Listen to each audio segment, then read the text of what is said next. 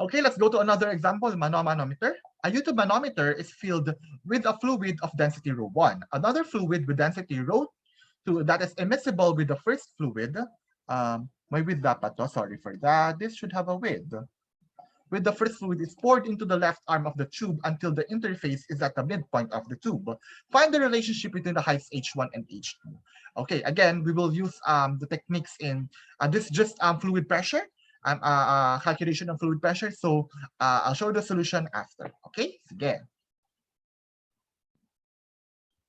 Okay, so again, we have a problem here with we have a YouTube manometer wherein may dalawang fluids.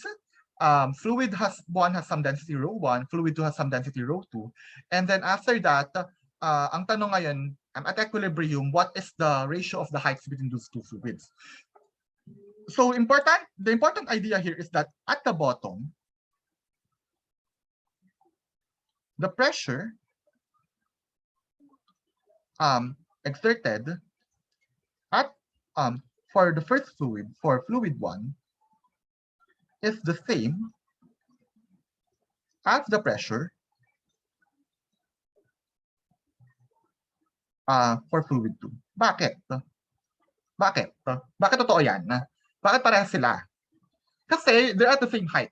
Diba? You're talking of the same height, therefore they should have the same pressure. Diba? They should have the same fluid pressure. And hence, the pressure of fluid 1 is just equal to what? Remember, this is an open YouTube manometer. So this is simply P naught plus rho 1 GH1. Let's say this is equation 1. And further, P2 is also the same. So we have P naught plus rho 2 GH2. Let's say this is also equation 2. And since we are talking of the same height here, same depth, I mean, then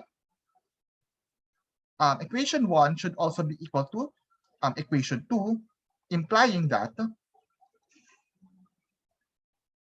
P naught plus rho 1 GH1 is equal to P naught plus rho 2 GH2. This is equation 3.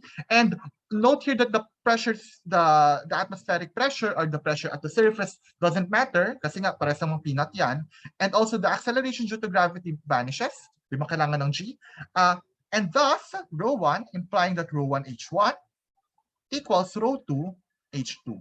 And hence, when you do some algebra, one can show that H2, thus, the ratio is that H2 over H1 equals rho 1 over rho 2. Okay? This is the answer. Tama? H2 over H1, rho 1 over. Tama. So this is equation 4. They have an inverse relationship. So kapag mas hindi dense yung liquid, mas mataas yung magiging height niya. Okay? Questions? May tanong? None. Okay, sige.